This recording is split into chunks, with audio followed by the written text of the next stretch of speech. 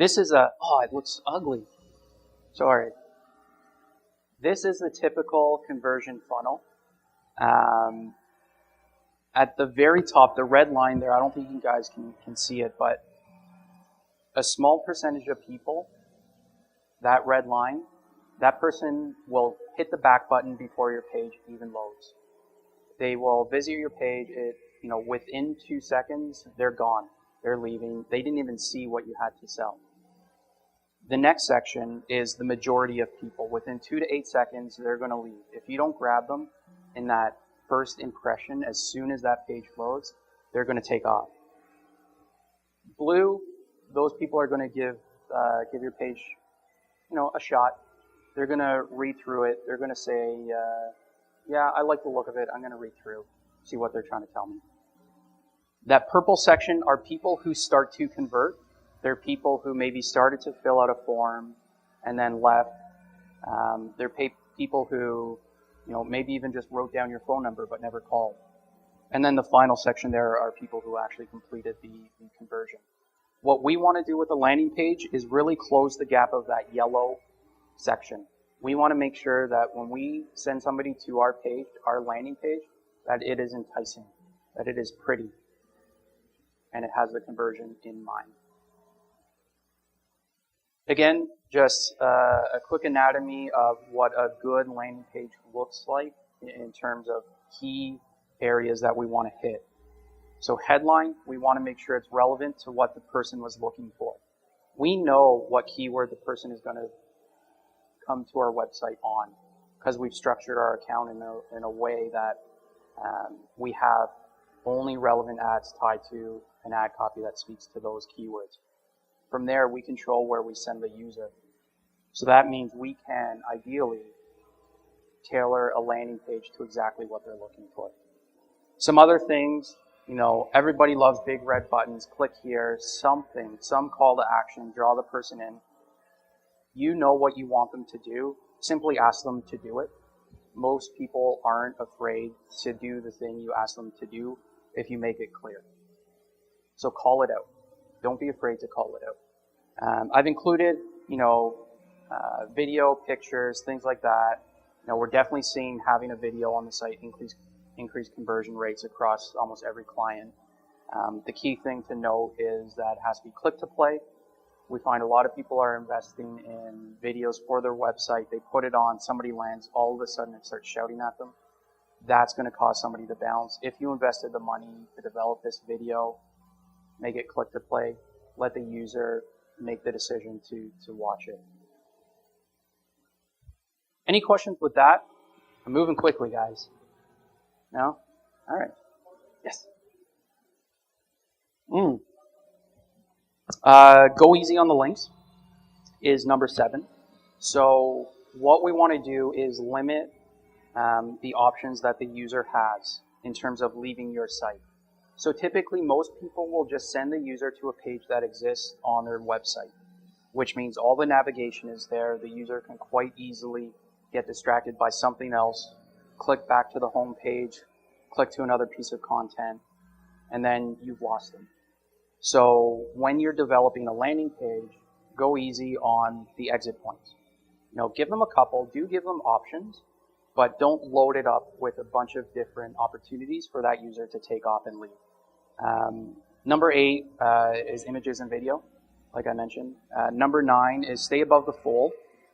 So any key piece of information you have, make sure it's above the fold. And above the fold is basically the point where most users have to start to scroll down.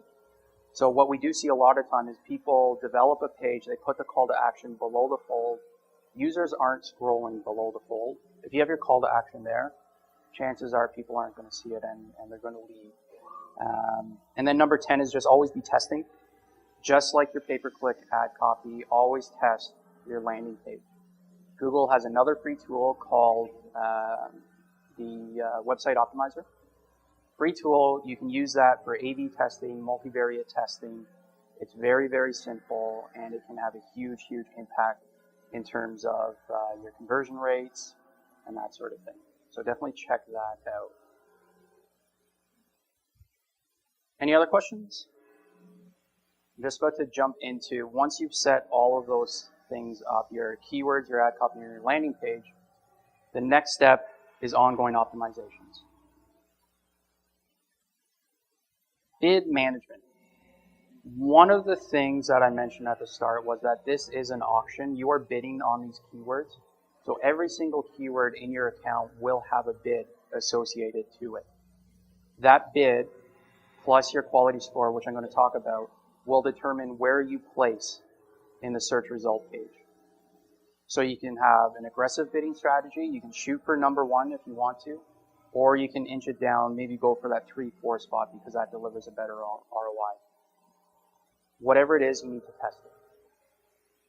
Play with your bids. Quite simply, jump into Google Adwords, navigate to the keyword tab, change some bids, see what result that has on your position, and then what result that has on your key metrics. Ideally, you're tracking conversions, so see what impact that has to your conversion rate, your cost per conversion. You may find if you are a very aggressive bidder, you're shooting for the number one spot, that you're just getting a lot of clicks because you're simply in that number one spot. You may find that your clicks go up, maybe your conversion rate remains the same, but costs go out of whack, or your conversion rate totally dips and again, costs go out of whack. So just always be following up with these changes that you make, but definitely make changes. Test things, figure out what position delivers the results that you need.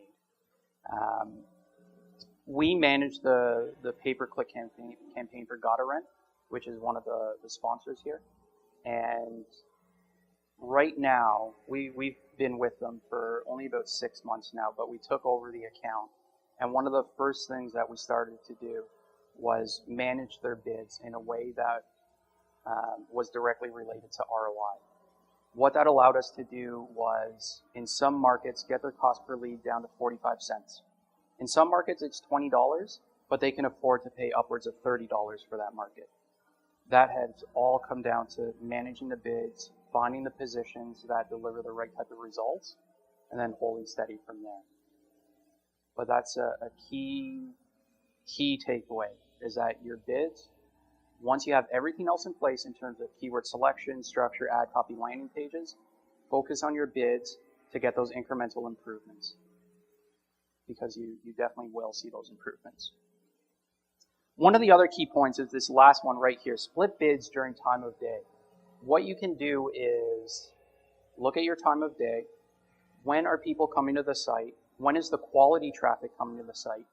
Generally in this space, it's 9 to 5.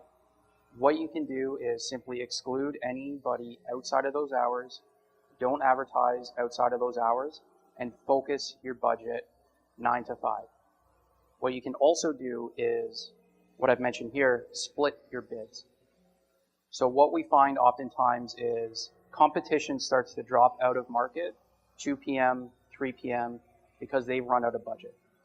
When you see that happening, when you see your competition dropping out of market, maybe they're dropping out by 11 a.m., what you can start to do is cut your bids back. So you can say bid 100% up until noon. After that, cut my bids by 50%. What you may find is all of a sudden, come noon, you're still in that number 2 position, if that's what you've decided on, but you're paying considerably less. You're paying 50% less. There's no more competition in the space. They've dropped off, and you've taken advantage of that. That's also a tactic that we've really taken to heart with GottaRent. So all of these cool little tweaks that you can do, they're all in the interface, all within the campaign settings. Just make sure you're making the decision based on valid data. Cool? Yes, you can. No, so what you can do is go into your campaign settings. Within ad scheduling, there's an option to split your bids. So you're not setting the exact bid, but you're setting a percentage. So you've already set your bid for that keyword. Let's say it's 75 cents. What you can then say is from 9 a.m. to noon, bid 100%, bid that 75 cents. But then after that, cut it by 50%. And then you could do it by hourly if you want to. You can do it in buckets. But absolutely, you don't have to be jumping in there yourself and manually doing it. Once you set it, For the most part, you're good to go. Competitive analysis. I mentioned how when you're starting to write your ad copy, you should do a couple searches, see what your competitors are doing. Continue to do that. What we find oftentimes is as we revamp our ad copy, as we implement new features that Google has released, like site links, location extensions, a couple things I'm going to talk about, you may find that your competition is doing the same. They may see that you've stepped your game up and they step theirs up as well. So continually search, see what's going on. If you need to switch up what you're doing, then go ahead.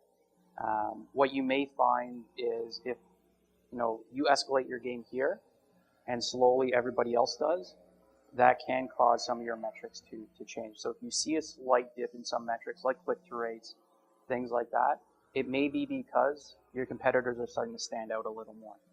So the key here is always staying ahead of the curve, knowing what features Google is releasing, because a lot of these features that they release are intended to get the click. They're intended to draw people in to make you stand out. So just to keep abreast of what those changes are. That's also what I've called opportunity identification. Know what those features are and identify the ones that are a good fit for you. Analysis, reporting, testing ad copy, all of these things. What you don't want to do is set and forget. There's always something that you can do. I mentioned how it took us 46 ads to get from 0.89% to 24%. Don't stop. If you think 8% is a healthy click-through rate, keep going. Most people may have stopped at that double-digit 10, 11. The additional tests that we ran got us to that 24% click-through rate. And again, all of the conversion metrics followed suit.